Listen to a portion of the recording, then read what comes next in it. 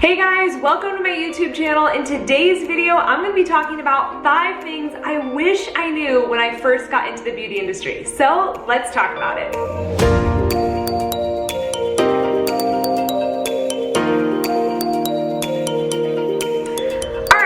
Welcome to this video. I am so excited to be talking about this particular topic because so many of you guys have asked me for this video, and I'm really excited to share with you guys 5 things I wish I knew when I first became a cosmetologist and things I'm looking back over through my journey, and I wish that I would have had this information when I first got started. So let's back up. I actually graduated beauty school in 2010, so quite a while ago, not that long ago, but a while ago.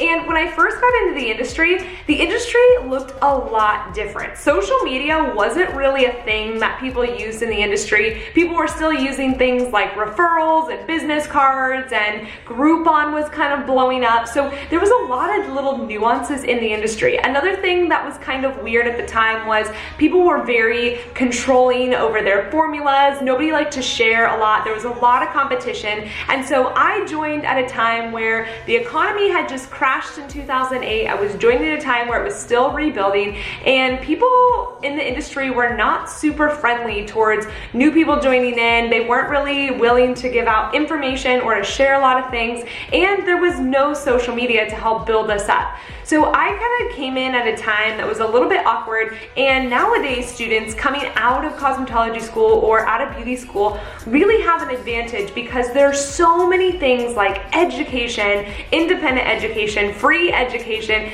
and tools like social media that can really help you grow your business. So I'm going to share with you guys kind of in light of my journey, but things that I think will help you if you're just starting out in the industry, or maybe you're watching this when you're in cosmetology school, or maybe you've been in the industry for a couple years but are still trying to figure out your footing. I think that this video is going to help you and just give you a great lens to look at the industry through. The things that I'm going to be sharing with you guys today are things that not only do I wish that I knew, but things that I wish that I had set up in place so that I was set up for success throughout my career, because the first couple years, or right when you graduate beauty school, are actually really crucial years, and they can take your career down one path or another path, or they can actually destroy your career. And I've seen a lot of stylists get in the industry, be in the industry for a couple years, and quit after a couple years because they weren't seeing success they wanted, or they weren't set up for success in the right way. They didn't have the right mentorship. So we're going to talk about those things. So again, if you are first starting out, or you're in Cosmo school right now, or whatever the case might be, I think that this video is really going to help you because it's things that I wish I knew so that I could have set my career up for success even better. Of course, all that being said, I am so thankful for my journey and all the little steps that I've taken along the way. Maybe the good things, the bad things, the ugly things, whatever. I think that all of them have led me to a point where I am, and every little thing that I've had happen in my career, good or bad, has ultimately shaped the career that I have right now. And if I hadn't have had those things happen to me, or those missteps, I call them missteps, taken along the way, I wouldn't be able to share things like this with you. And so if you've maybe been in the industry for a little bit and you feel like you can relate to my story in some way, or maybe you're just starting out and feel like you can even still relate to my story, don't worry, because each little step that you've taken along the way are total steps in your career that are building upon each other, and you can always take something away from them and learn from them. So even though I may not have had the best ultimate path to success, or maybe I've had a little missteps along the way, or maybe made some mistakes along the way, that's okay, because those are things that I've learned from, I've grown from, and ultimately have been able to accomplish bigger and better things because of those things. So don't worry about it being perfect. Don't stress about it being the ultimate right path, because obviously we're all gonna have those things where we just gotta figure it out. So these are things that I wish I knew. These are things that would have helped me, but at the end of the day, I'm thankful for those little missteps or moments of opportunities in my career, because ultimately they shaped me into who I am today. All right, so let's get into the 5 steps. And so step number 1 is beauty school isn't everything. I think so often, either starting in school or figuring out if we're gonna go to beauty school, or just being excited in beauty school, we think, oh my gosh, this is my education and I'm so excited just to get in the industry. But at the end of the day, beauty school is not the end all be all. So whether you had an amazing beauty school experience where you learned a ton and you grew a lot, or maybe your beauty school experience wasn't that great and you didn't learn a lot, either way, beauty school is not everything. In fact, I almost like to think of the beauty school year and like the year or two after graduating beauty school as part of your education. So if you think about it this way, think about college, right? Most people go to maybe like a 2-year junior college and then they go on to a 4-year college or whatever that might look like. For me, I didn't go to college, so I just skipped all that. But if you think about maybe some of your peers who have gone to college, or maybe you did go to college, typically it's not going to be done in just 1 year, right? And the cool thing about beauty school is it is a shorter schooling period. You don't have to go for 5 years in order to get your license. You get to go for a short amount of time, get your license, and start working. But I want you to think about the first couple years in the industry as almost part of your education. And so as you're assisting or apprenticing or interning or whatever you want to call it, I want you to think about that those years are still important parts of you learning and developing your skills as a cosmetologist or as a hairstylist, and that it doesn't end at beauty school. So like I said, maybe you had an incredible beauty school experience and you learned a lot and you feel like, you know what, I don't need to assist because I've got this. I'm really good at what I do and I don't need to do that. I would highly recommend that you take a step back, that you still assist. I think assisting is so important because you learn so many nuances about the industry that you're just not able to learn in beauty school. There's certain things about beauty school, it's just not a normal salon experience. It's almost like a controlled lab in some sort of way, and there's teachers there and they're either helping you or checking you or whatever. It's not a real salon experience with like true, real clients coming to you to get a service done, right? I know they pay, but it's a little bit different. And so even if you feel like, I got this, I'm good, I don't need to assist, I would highly recommend you take a step back and think of assisting as part of your school. Or maybe your beauty school experience was like the worst. If you're anything like me, my school experience was god awful. I didn't learn hardly anything. You guys, I didn't even learn how to blow dry, nor how to do highlights from any of my instructors. I actually learned how to highlight hair from another student who interned at a salon for the summer. I also learned how to blow dry from that same student. I didn't learn anything in beauty school except for how to pass state board. So if that's you, comment below. I feel you because that's how my beauty school experience was. And I remember going into the industry thinking, shoot, I literally know nothing. I barely know how to highlight hair or do anything. Like I didn't even understand how to do root touch-ups because they only let us do it with shaving cream on a doll head. Like we never even got to do it on a doll head. And so I wanted you guys to remember that regardless of what your school experience was, your schooling isn't the end-all be-all. You want to be thinking about after school. What does that look like and how can you continue on that learning to build you up for success? So once you get that license, once you get that piece of paper, think about what can I do to assist? What can I do to continually be learning? And we'll talk about this in future tips, but what can I be doing to continue my education almost as if I was going to a 2 or 3 year university and not just stopping at beauty school? The second thing I wish I knew when I first got out of school was find the right salon or the right stylist. Here's the thing, your salon or the stylist that you work for is like family, and they play such a crucial part of developing you for your career and going forward that it's really important you find the right place and the right home and the right person to mentor you.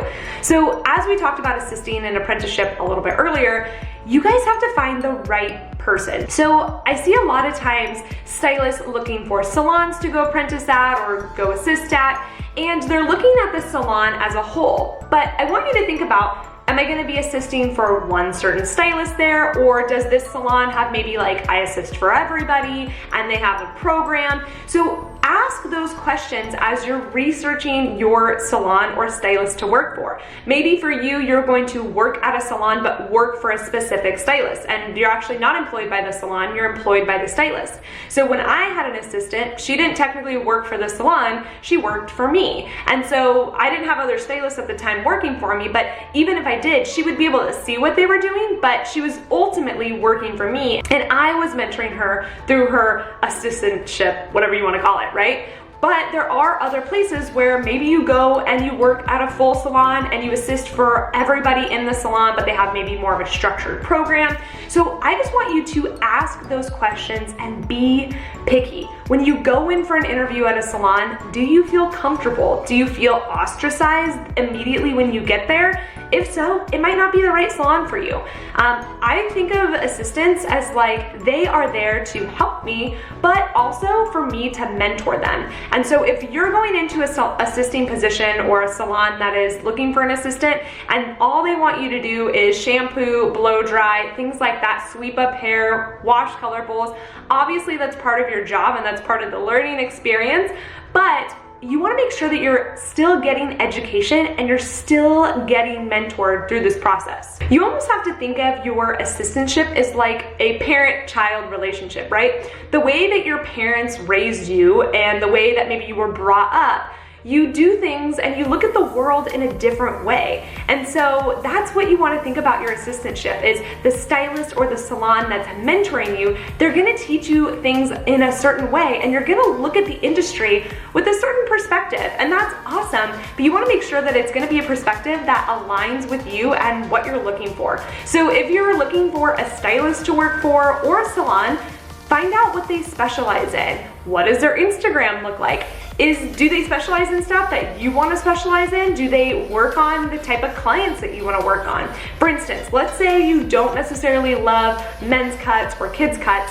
Well, if they do a ton of men's cuts and kids cuts all over their Instagram or all over their Yelp, chances are you're gonna have to do a lot of those clients or help out with a lot of those clients. Or even so, you might just be learning a lot about men's cuts and kids cuts, and if that's not what you want to be doing, then maybe that's not the right salon for you. So I want you to be picky with this because I think a lot of times we just go find a salon that will hire us and we just start working there and cross our fingers hoping that it works out. But I want you to be picky. Do your research. Find out, is this a salon in an area that I ultimately want to work in? Does this salon have a clientele that I want to work with? Do they specialize in services I want to do? Do they have a program that's going to help me learn in the best way that I learn? So everybody's different. Everybody's gonna want different things. Some people want a really structured program for their assistants. Other people don't. So it's gonna depend on how you learn and what you want, but be really picky. Do your research to find the right salon or the right stylist to work for. The third thing I wish I knew when I was first starting out was make sure to get your hands in as much hair as possible. So whether that means grabbing a doll head, doing a model day, maybe that's part of your assistant program or apprenticeship program, whatever that looks like, get your hands in as much hair as possible. When I first started in the industry, I assisted for 6 months and then I started to work commission. And the great thing was when I was actually assisting, I was able to take clients on the other days that I wasn't working for the stylist that I was working for. So I was able to bring in models and kind of practice clients, I called them, my family, friends, things like that. So I was able to kind of just get my hands in as much hair as possible. And that was something that I was looking for in a salon, was where I'd be able to have a chair on those days off where I could start practicing. But even if you don't necessarily have an opportunity where you could bring models into your salon, think about bringing models into your house. Again, it could be friends, family, whoever, people that you did their hair in beauty school. Trust me, a lot of your friends will probably want to get their hair done for free. Most people do. So get your hands in hair, even if that means you're doing it in your kitchen just to practice, or grabbing a doll head. You guys, doll heads are not even that expensive. In fact, I linked some of my favorite doll heads below at my Amazon favorites. So if you just go to jamiedana.com/Amazon, I'll link it below also. I linked some of my favorite doll heads there. I believe they're like $42 American on Amazon, Amazon Prime, so like free shipping. And they're just another great way to practice color, practice cuts, practice braiding. In fact, I grabbed a doll head stand and a doll head and I brought it home so I could sit and braid hair while I was watching TV, or sit and just practice different things on the doll head. And so get your hands in as much hair as possible. Not only is this great for your dexterity and just learning how to like move your hands, creating that muscle memory, but it's really great for you just kind of figuring out what works and what doesn't, obviously practicing new techniques, trying new things out. But one last thing that I want to say is try to get content.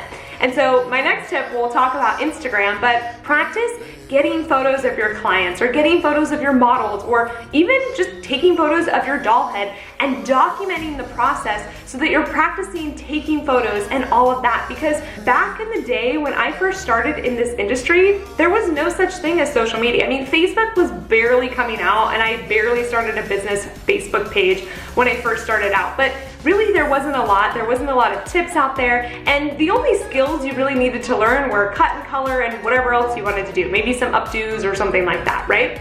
But now, social media has to be part of our arsenals as well, which means photography, writing captions, creating content, all of that stuff. And so as you're creating models and doing different things, or even just working on your doll head, start practicing taking photos, getting good lighting, and just really experimenting with those things, because that is now part of our job. It's not just doing a beautiful cut or color or braid or whatever. It's about capturing that and showing it on social media. Which leads me to thing number 4, it's never too early or too late to start building your brand. In my opinion, Instagram and social media, but specifically Instagram, is the fastest way to grow your clientele as a hairstylist, especially starting out in this industry. I wish that I would have had something like this when I was starting out, because I think I would have been able to grow my clientele a lot quicker. And just side note for you guys, it took me about 5 years to build a full clientele. Again, that was before Instagram was around. I dabbled with Facebook. I was trying it out. I was testing things out, but I didn't really see the growth from it. And it was just because Facebook was set up in a way where you couldn't really discover things and whatever. It was based off like my friends, and long story short, Facebook didn't quite work out for me in the way that I wanted it to. But when Instagram came out, that's when my career took off and I was able to grow exponentially, grow my clientele, grow my business, grow my brand. And so I want you guys to know that you have so much things, so many tools at your fingertips. So start using them. So if you're not already on Instagram, or if you're not already building up your professional hair page on Instagram, it's never too early to start. Or maybe if you're watching this and you've been in the industry for a couple years and you still don't have an Instagram page, it's never too late. What I would recommend is just open up a page and do the best that you can until you learn better. So start creating content. Start taking photos of those models. Start documenting the process. And here's the thing, it probably won't look amazing when you first start out. Maybe it will, but maybe it won't. And that's okay, because it's not about perfection. It's about growth and the process of growing. It's all about a journey. It's not like an end game where you're like, finally I have the perfect Instagram, or finally I have the best clientele, right? It's all a journey. As we change and grow and evolve, our journey just grows. But if you're thinking about it as just an end game of eventually one day I will be successful, well, yeah, you will, but it doesn't just really have a moment where you're like, I am successful, right? It's a growth journey. And so don't think of your Instagram as a thing to be intimidated by. I want you just to open up an Instagram page, start posting content, start documenting your journey, and just start posting stuff. And one thing for you guys, if you feel a little intimidated with Instagram, I know it can feel really stressful, I actually have a free guidebook all about hashtags. So I know hashtags can be a little confusing. How do I use hashtags? What hashtags should I use? Which ones are the best to use? So if you guys want to download that, it's completely free. You guys can go to the link down below. It's just jamiedana.com/#workbook, and you guys can get that for free. You'll just enter your email and I'll send it over to you in your inbox. And I'll also be sending lots of social media tips along with that. But the hashtag workbook will give you a really great place to start on how to find hashtags that work for your audience and what kind of hashtags work best. So you're definitely going to check that out if you don't already have it. And if you're wanting to utilize Instagram to grow your business as a stylist, it's going to be great. So again, jamiedana.com/#workbook. All right, moving on to thing number 5 that I wish I knew, and that is, it's okay to say no. I was taught in the beginning of the industry when I first started. I think this started honestly in beauty school, but then it kind of worked its way through my career as when I worked for a stylist and then a salon owner and the salon that I worked at.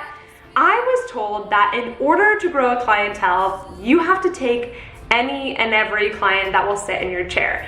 And so what that leads to is me getting some not so great clients. I definitely had a lot of maybe older clients or not so dreamy type of clients that would maybe haggle my prices, not really value my expertise, not really pay full price, things like that. And so when you do that, you're actually not building a dream clientele, and ultimately that can lead you to getting burnt out and all that stuff. We don't have a ton of time to go into that today, but it can be kind of a problem if you're constantly bringing on clients that aren't the best kind of clients. And so I wish I would have known this when I started out, that it's okay to say no. And it's okay to not be great at everything. Like I said, I was taught that you need to do every service and take every client, and any client that'll sit in your chair, just take them because it's money. And I know that that's an easy temptation to get into, especially when you're not making a lot of money or you don't have a lot of clients. You're like, okay, yeah, you need a root touch-up, or you need a perm, or you need a men's haircut, or whatever. I don't specialize in that, but I guess I can figure it out, and I'll learn how to do it on your head and cross my fingers that it turns out and that you come back to me. And I wish I would have known that it's totally okay to say no. And it's totally okay to maybe turn down a service that you're not that good at or you don't feel comfortable doing. For me, I wasn't amazing at men's cuts. Now, I got better at them because I had 3 brothers and a dad that I got to practice on a lot. But I wish that I would have known in the early days of my career that it was okay for me to not take men clients. I personally just didn't love taking male clients. I thought the conversation was kind of boring, maybe a little awkward, and I didn't love cutting their hair. And so I wish that I would have known that it's totally okay for me to say, you know what? I only specialize in women's hair. Guess what? You can do that. And again, you don't have to take any and every client that'll just sit in your chair. Clients that'll haggle your prices or not value your expertise, you can say no to them. And if you feel like you don't specialize in something that somebody wants, maybe it's a little bit more of a complicated service or something that you don't feel like you've learned enough in, that's okay. You can refer them to somebody else. So let's say a client comes in for a consultation and they're like, I want this really crazy asymmetrical pixie haircut. And you're like, I do not feel confident doing that. And they're like, I want it razored out and feathered and all this stuff. And you're like, I don't feel comfortable. Guess what? That's okay. Find a stylist in your area that specializes in that. It could be a stylist that works at your salon, or it could be a stylist at another salon in the area, and say, you know what? Thank you so much for coming to me. I really appreciate this. I'm so glad we got to have a consultation, but I want you to know that I don't actually specialize in that type of service. And so instead, I'd love to refer you to such and such stylist. You can check them out on Instagram. Here's their information. I think that they would be really better suited for you than me, just because I don't really have expertise in that area. And instead of trying to do the haircut and make it look perfect and stress out over it and maybe not do as good of a job as you want to, instead just referring that client to somebody else and having them be that go-to client or go-to stylist for that client, I think would be a much better option. And I wish that I would have had the confidence to do that back in the day, because I think it would have saved me a lot of stress. Now, that being said, you do want to make sure that you're still striving to try new techniques, try out new things, and not just turn away every client because you don't feel like learning it. But I think knowing your boundaries of like, hey, I'm not really specializing in that, or I'm not really gifted in that area, that's great. Send them to somebody else. But maybe the areas that you're learning and growing in, that's okay. Take that client and really work with their hair and make sure that you're getting something that they want, you want, and you're growing in the process. And I know I said I only had 5 things I wish I knew, but I'm gonna give you guys a bonus one. So this is the 6th one, and it's kind of just a little extra bonus one, but basically is soak up as much education as you can get. So I've kind of talked about this through all the different things, but I would say get as much education as you can. So whether that's watching YouTube, and the fact that you're watching this video right now probably means that you are already investing in your education, but YouTube is a great place to go. Instagram is a great place to go. Now with IGTV and just Instagram videos and just watching stylists work through Instagram stories or just the things that they post, find stylists that you get and that really align with what you want to do, start following them, and just start soaking up as much education from them as you can. This could be free classes in your area, product knowledge classes. There's no education that is above you, especially when you're first starting out, but even as you get further on into your career, you should never stop educating yourself. This could even mean paid classes, independent education classes, brand classes, shadowing another stylist on a one-on-one type thing, going to a retreat or going to a hair show or conference. This could even mean online education. So there's so much opportunity for you. Online, offline, in person, whatever that might look like, get as much education as you can. And make sure the education that you are getting is going to align with services that you want to do. So for instance, let's say that you specialize in balayage and extensions. Well, don't go take a short pixie cut haircutting class unless you want to be doing those services as well. So make sure that you're not just wasting your money on education because it's education, because as we know, even if it's a free class, time is money. And like I said, I want you soaking up as much education as possible, but make sure that it is focused on where you want to go and something that you still want to learn and something that you can actually use in the salon. And one last thing with this is set aside a budget for education. So what I used to do early on in the days of my career was I used to take all of my tip money that I got in cash and I put it in an envelope and I set that aside for my hair education. And so when a show came around or a class came around, I had money set aside for it and I didn't feel guilty having to spend money on education. It was part of my budget that I budgeted out. Another thing you could do is maybe take $10 a week or $20 a month and put it into a different account or a different envelope, whatever that looks like. That way you have money set aside. So when a class comes up that you want to take, you don't feel like, ugh, do I really have $300 to spend on this? No, you already have money set aside for it and you don't feel guilty and you're getting the education, the quality education that you want. So overall, I hope that this video was helpful for you. These are things that I so wish I knew going into the beauty industry, and I hope that these tips will help you start out in the industry with just a different set of eyes to look at things through and maybe some things that you didn't necessarily think about. If this is our first time hanging out, or if we've hung out before here on YouTube, but you've never come over to Instagram and said hi, please come over to Instagram, say hi, send me a DM, and if you're watching this video, take a screenshot, post it on your stories, and tag me so that I can see that you're watching. I love seeing where different people are watching in from, and I think it's so fun to just see who's watching these videos and to send you a message back. One last thing that I want you to do is I want you guys to comment below one of the 5 or technically 6 things that I wish that I knew. Tell me which one is your favorite and which one you're gonna put into action first. If you haven't already, hit the subscribe button, make sure to hit it down below, and make sure to hit the little bell because that will notify you when I post another video. And of course, you don't wanna miss any of my videos that I do because I share tons of free education. And like I said in the last tip, you wanna make sure that you're getting education. So hit the subscribe button, hit the bell, you'll be notified when I post a new video and you'll be one of the first people to see it. As always, thank you so much for taking the time out of your day to watch this video. I hope that it was helpful for you. Make sure to connect with me on Instagram, hit that subscribe button, do all the things, and I can't wait to see you next time in another video. So I'll see you next time.